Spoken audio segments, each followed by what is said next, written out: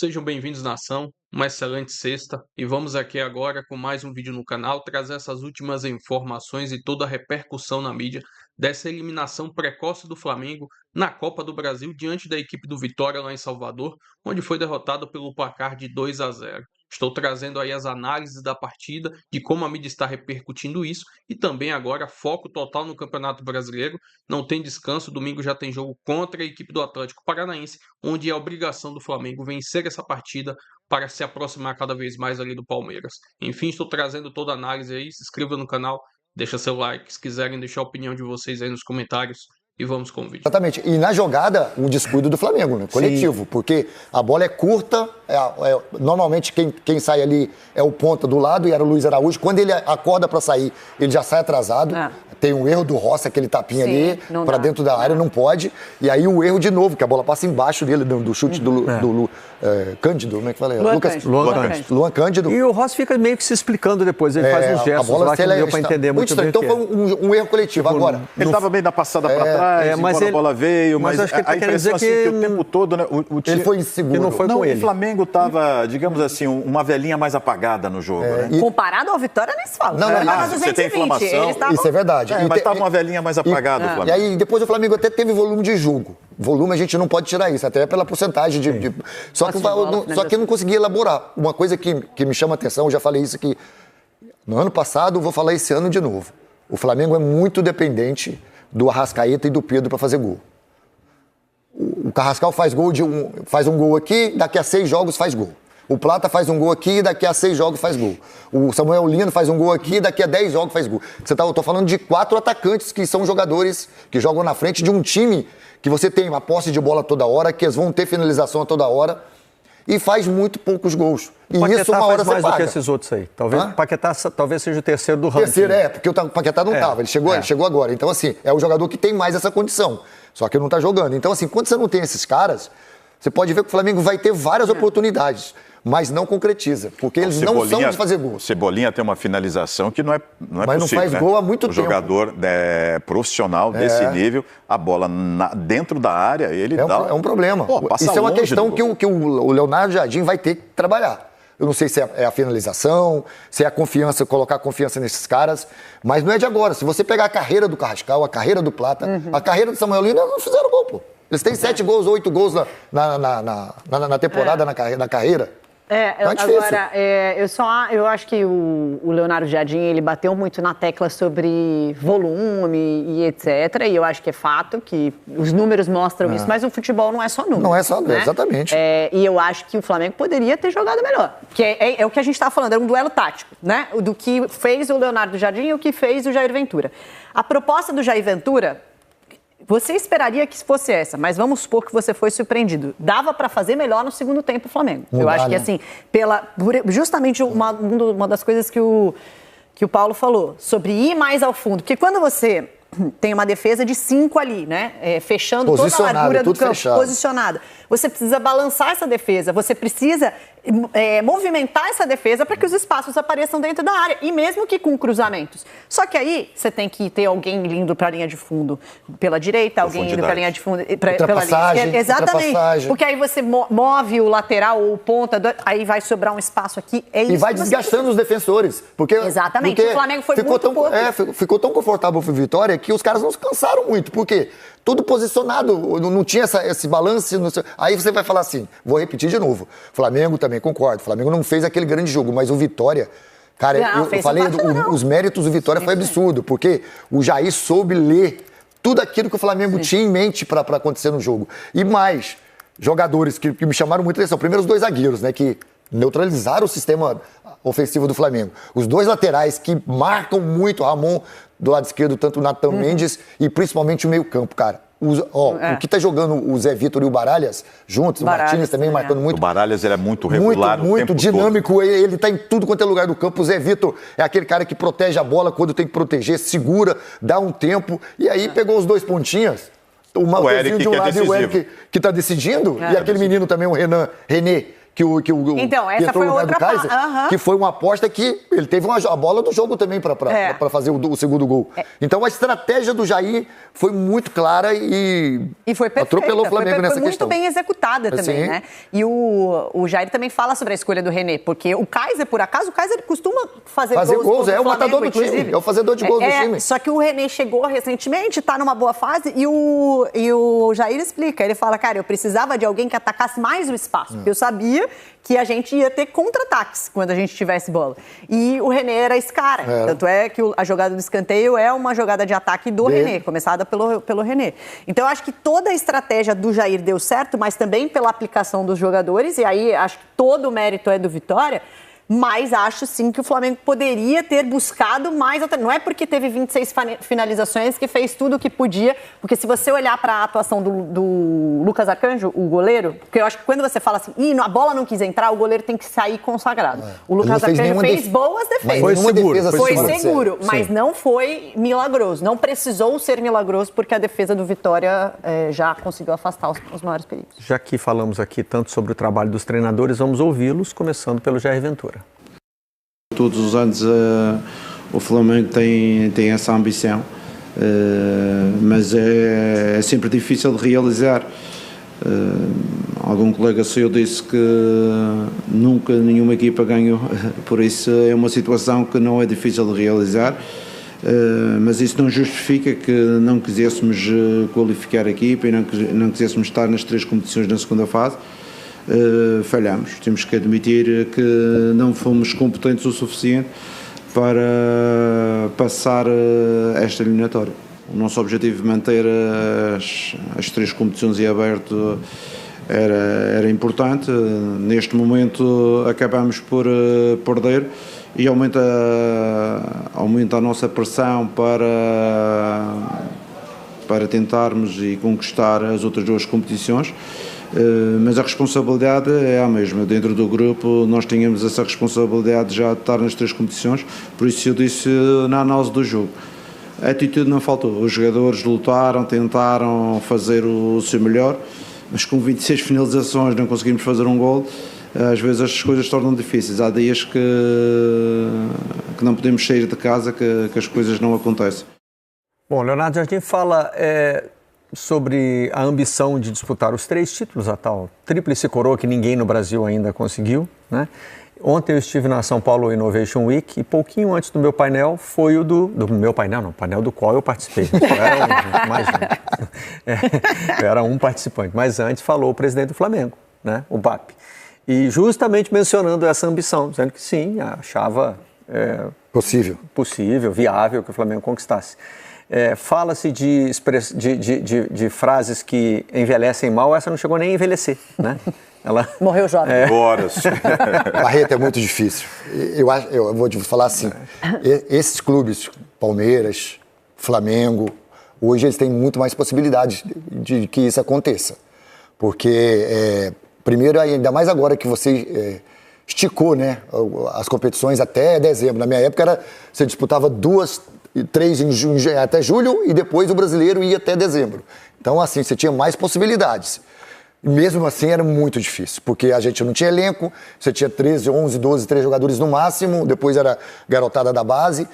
Hoje, esses times têm essa capacidade, essa condição. Agora, não pode esquecer que é mata-mata. Mata-mata, tudo pode acontecer. Mata-mata, um time capricha nesse jogo, faz uma estratégia para esse jogo, porque não é uma competição longa, e naquele jogo eu posso desconstruir, igual o Jardim falou ali. O Flamengo podia ficar ali um tempão que não ia acontecer nada. E isso, às vezes, acontece no futebol. Não acontece. Não acontece de um lado, mas acontece do outro. Então, por isso que eu acho que é muito improvável, tirando Flamengo e Palmeiras, é muito improvável que isso aconteça. Vamos puxar 2 destaques individuais dessa partida, um positivo e um negativo. Já falamos do golaço do Eric e vale a pena registrar que não é exceção, né? Qual que foi o mais bonito, será? Ele gosta, né? Exatamente. Olha, ele faz isso aí muito. Não, e assim... Caramba, e esse parece quase que um replay. Quase igual, não, ela bateu no mesmo lugar na trave. Na trave ele bateu no mesmo lugar. É aquele jogador que você sabe que vai fazer isso. Ele vai puxar para a perna esquerda e vai chutar. Só que ele nem puxou, assim, Renato. Ó. Ele só jogou o corpo. Ele só acelerou o corpo.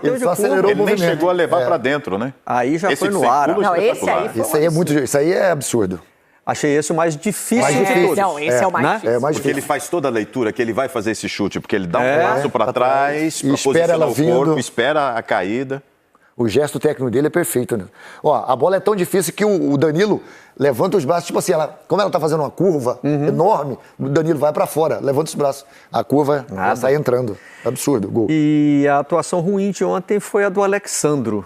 Um jogador que tem lidado com problemas físicos, né? Ele já perdeu quase metade dos jogos do Flamengo na temporada. E ontem entrou de novo como titular, não conseguiu. Eu falei no jogo, a primeira entrada minha, uns 20, 25 minutos, eu citei sobre isso. Não só ele, como o Royal também. O Flamengo não conseguiu utilizar os laterais, como o Vitória conseguia. E eu falei assim, ó, precisa mais do Alexandro, porque ele não tá passando do meio campo, e errando passes fáceis, assim. Aí, no final do primeiro tempo, ele deu uma melhorada. Ele começou a ir mais. Só que, assim, no segundo tempo, o Barreto, ele sumiu do jogo, assim. Ele sumiu do jogo tanto defensivamente como ofensivamente, então ele não existiu. Foi substituído pela Então me entrada chamou do a atenção. Varela, né? O me Varela chamou fora atenção. de posição. Tipo assim, até se cuidando no jogo, entendeu?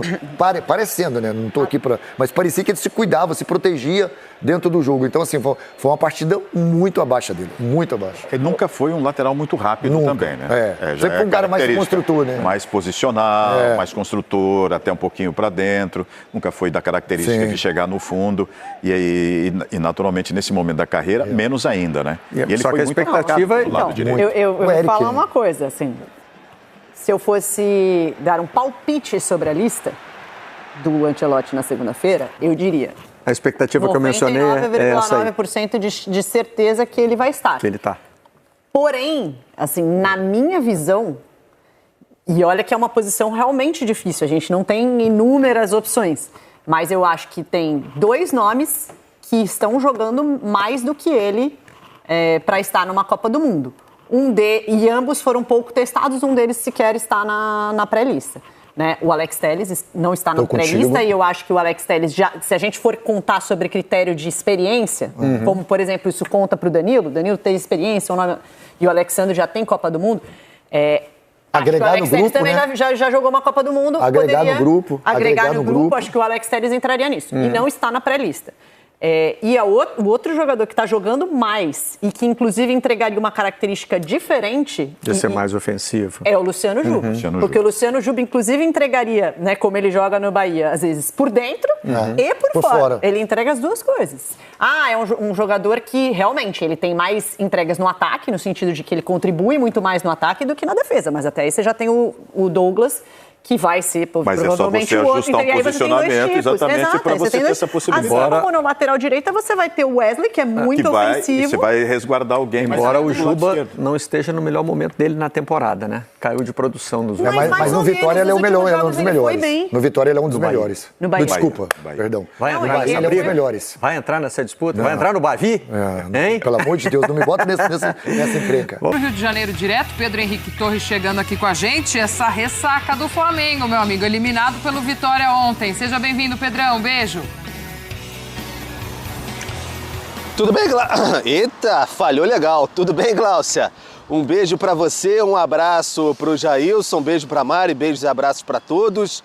Tá todo mundo aqui naquele ambiente mais ou menos, com uma exceção que já faz o sinal de negativo aqui, o repórter cinematográfico Guto Santana, baiano, torcedor ferrenho do Vitória, mandou um beijo especial para o Jailson, tá aqui com a camisa do Vitória e tá todo contente que o Vitória fez um grande feito ontem, nessa vitória de 2-0 sobre o Flamengo, conseguiu essa classificação para as oitavas de final, deixou o Flamengo pelo caminho e abraçado a mais um vexame de boca cheia em 2026. Esse Flamengo que já não teve sucesso na Supercopa, na Recopa, enfim, e agora consegue ser eliminado da Copa do Brasil antes das oitavas de final, que não acontecia desde 2016. E pela primeira vez na história também participa apenas de uma fase da competição.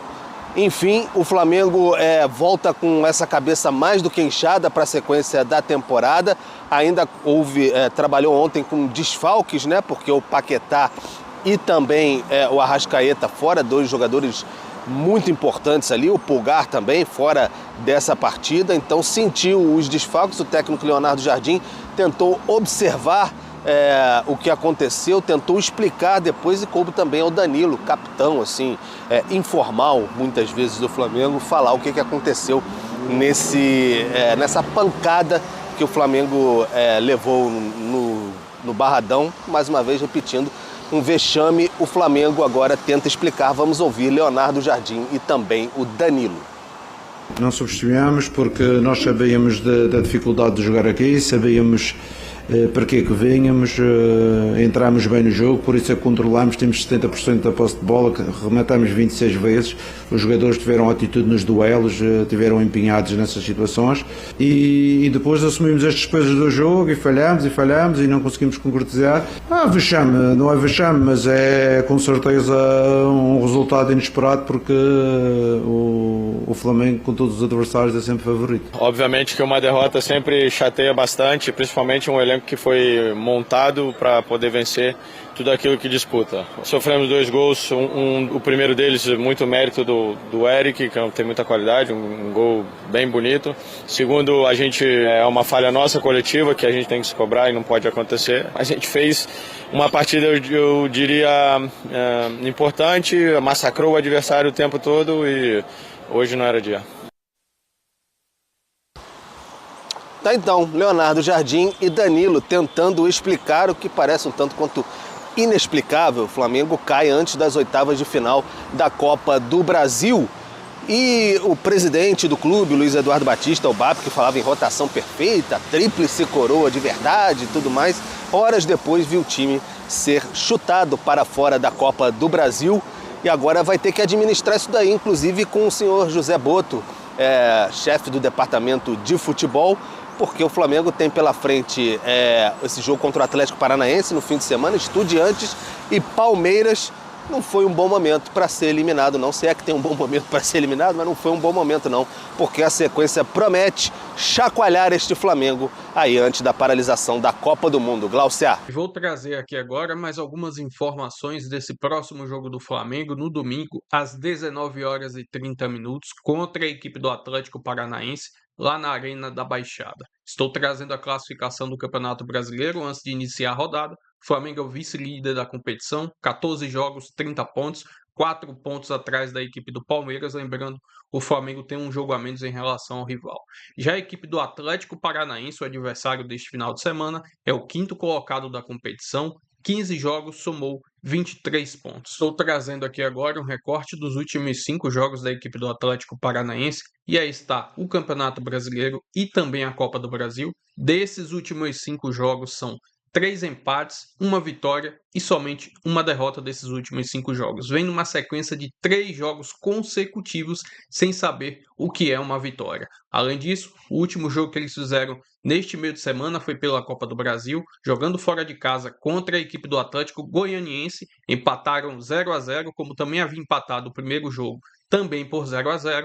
Acabou se classificando nos pênaltis, vencendo pelo placar de 4-1. Estou trazendo aqui agora um recorte dos últimos 5 jogos entre o Flamengo e a equipe do Atlético Paranaense. Desses últimos 5 jogos são 3 vitórias do Mengão, 1 do Atlético e 1 empate. O último jogo que eles fizeram foi na temporada de 2024, jogando no Maracanã. O Flamengo venceu o Atlético Paranaense pelo placar de 1-0. Enfim, jogo importantíssimo aí para o Flamengo, que precisa dar uma resposta, principalmente após essa eliminação precoce na Copa do Brasil diante da equipe do Vitória. E agora o Campeonato Brasileiro e a Libertadores virou mais do que obrigação para o Flamengo conquistar nesse segundo semestre, onde vai ter um calendário um pouco mais acessível. Não dá para ter desculpa, principalmente nesse segundo semestre, até porque também vai ter possivelmente nessa janela do meio do ano algumas saídas de alguns jogadores e com certeza, possivelmente chegarão novos reforços. Se inscreva no canal, deixa seu like, se quiserem deixar a opinião de vocês aí nos comentários e até o próximo vídeo. Valeu, nação!